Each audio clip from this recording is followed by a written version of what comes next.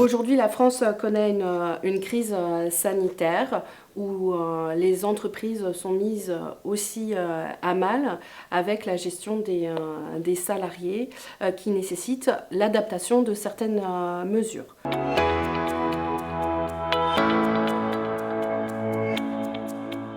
Tout d'abord, on a la mesure qui est liée à l'obligation de l'employeur d'assurer la sécurité des salariés et qui, depuis plusieurs jours, voire plusieurs semaines, ont nécessité que les entreprises adaptent les conditions de travail des salariés, avec tout d'abord une information sur les conditions d'hygiène et sécurité. Donc, vous avez dû normalement rappeler les règles d'hygiène auprès des salariés avec une mise à jour de votre document unique d'évaluation des risques professionnels et une note de service. Vous avez éventuellement été confronté à la situation d'un salarié qui a été infecté par le coronavirus et donc avec une information du personnel pour qu'il se protège et qu'il vous informe. Puis vous avez peut-être ces derniers jours mis en place des modifications d'aménagement des conditions de travail telles que le télétravail ou la limitation du nombre de personnes au niveau dans les bureaux pour éviter en effet une propagation.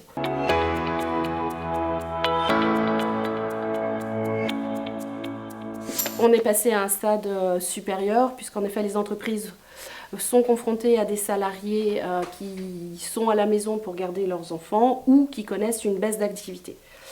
À ce titre-là, différentes mesures ont été mises en place et c'est ce que je vais essayer de vous présenter de manière succincte.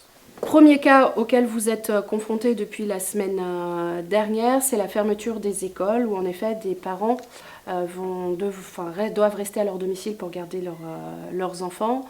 Dans ce cas-là, il a été mis en place une procédure d'arrêt de travail où le salarié doit remettre à l'employeur une attestation sur l'honneur, comme quoi il est le seul dans le couple à demander le bénéfice des indemnités journalières de maladie.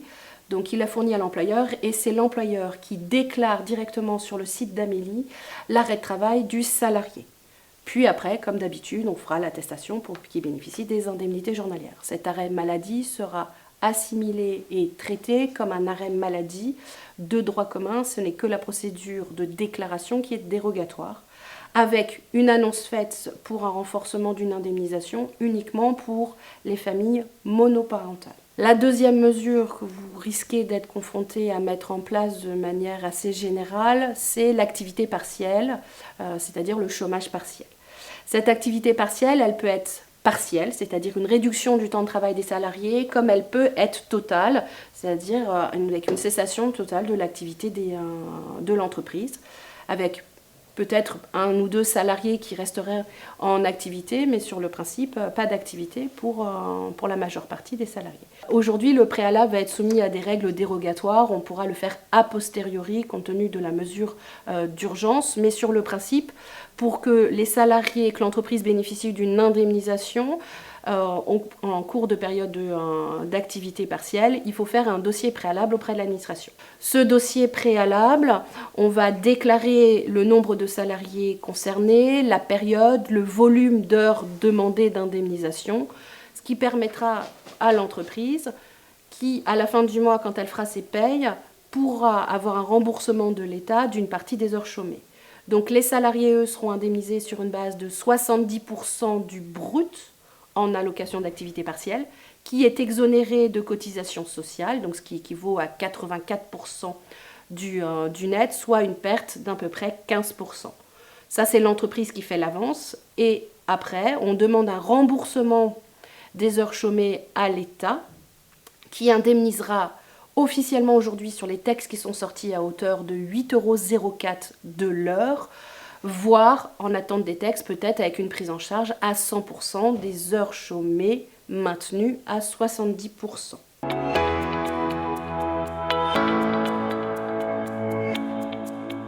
Pour faire face aux difficultés de trésorerie des entreprises, il a été mis en place des systèmes de report et d'étalement de cotisations sociales. Pour l'échéance du 15 mars, les entreprises peuvent demander un report qui pourra être étalé sur une période de 3 mois, uniquement pour les entreprises finalement de moins de 50 salariés qui ont une échéance au 5 mars. Pour les entreprises qui seront à la prochaine séance le 5 avril, il va être mis des dispositions similaires, mais qui pour l'instant n'ont pas été diffusées. Le report des cotisations vise essentiellement les cotisations URSSAF. Pour l'instant, nous n'avons pas de texte sur la remise des cotisations Agirc-Arrco, mais elle devrait pas tarder. Si vous souhaitez bénéficier du report des cotisations, rapprochez-vous du collaborateur en charge de vos dossiers assez rapidement, puisque nous pouvons faire les démarches jusqu'au 19 mars midi.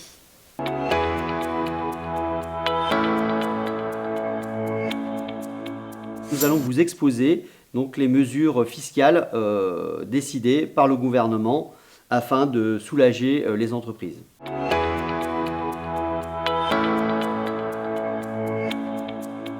Toutes les entreprises qui doivent payer un impôt direct, donc IS, CVAE, CFE, peuvent bénéficier de ces premières mesures d'urgence de report de paiement.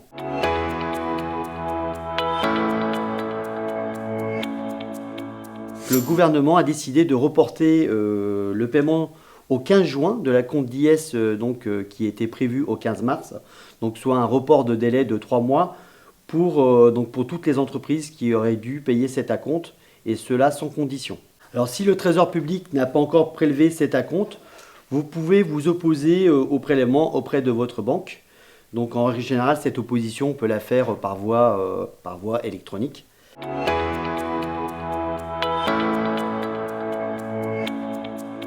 Si la banque a déjà prélevé l'acompte d'IS de mars, vous devez en demander le remboursement auprès de l'administration fiscale, dont vous relevez auprès du service des impôts des entreprises.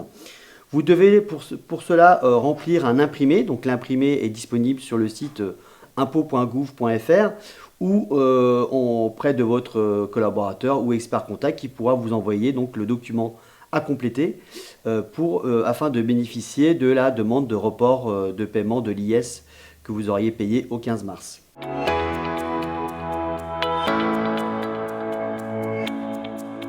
À ce stade, il s'agit uniquement des impôts directs, donc à savoir l'impôt sur les sociétés, la CFE et la CVAE. Alors je rappelle à ce titre que la TVA n'est pas concernée par le report de paiement. La TVA est un impôt indirect collecté par les entreprises pour le compte de l'État. Aucun report de paiement n'est aujourd'hui d'actualité.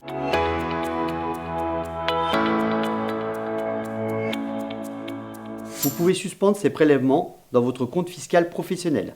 Donc, il faut savoir que pour les personnes, les entreprises qui sont prélevées mensuellement de la CFE et de la CVAE et des taxes foncières, vous pouvez suspendre donc, le paiement, les prélèvements mensuels. Et dans ce cas, vous ne paierez l'intégralité du solde dû au titre de la CFE et des taxes foncières à la fin de l'année 2020.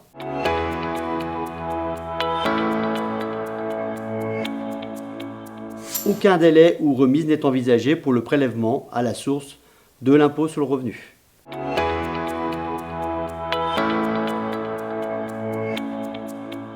Alors lorsque le report de paiement n'est pas suffisant par rapport aux difficultés financières que peut rencontrer l'entreprise, vous pouvez demander une remise des impôts directs. Alors ces remises sont à demander sur le même formulaire que le report de paiement de l'IS et des impôts directs. Il faudra simplement justifier des difficultés financières rencontrées par l'entreprise.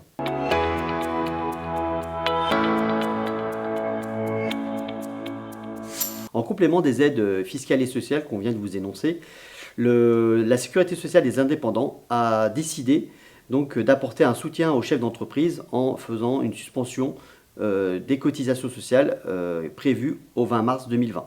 Le montant de cette échéance prévue le 20 mars 2020 sera étalé d'avril à décembre 2020. Je vous rappelle que vous pouvez toujours ajuster auprès de la Sécurité sociale des indépendants votre revenu annuel 2020. Si on constate une baisse, on peut ajuster donc les cotisations sociales sur un nouveau revenu 2020 qui sera à la baisse compte tenu des difficultés économiques que vous pouvez rencontrer. Nous vous invitons donc à contacter votre expert comptable ou le collaborateur chargé de votre dossier concernant l'ensemble de ces mesures fiscales ou sociales. Et en complément, nous avons créé une adresse mail afin de répondre à l'ensemble de vos questions.